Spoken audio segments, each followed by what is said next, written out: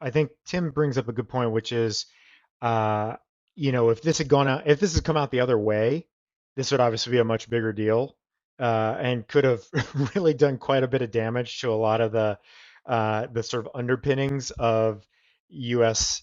certainly criminal sanctions, um, Well, the FCPA. prosecution. Right.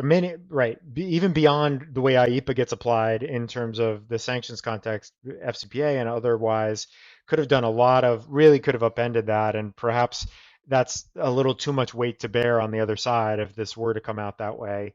Although this was found, was decided on relatively narrow grounds. It is, like Tim said, it's just the question of whether the commercial activity exception applies here. And the court found clearly that it did.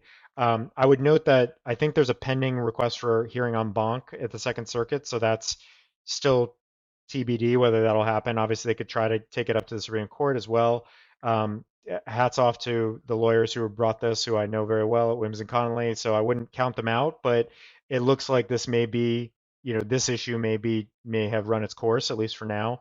And so obviously that's also significant because it paves the way potentially for the Halkbank trial to happen at some point next year. Although I think the timing of that's a little uncertain. But I think to me the bigger takeaways here are kind of what this could have signaled, or what I think is instructive for potential future cases like this, as Tim mentioned, with respect to, not that this would sort of squarely be the case with Huawei, but with other, certainly with Chinese banks, you could see this being the case, or other financial institutions. I think this is significant, and is going to be a difficult hurdle for any state-owned banks to overcome in the future.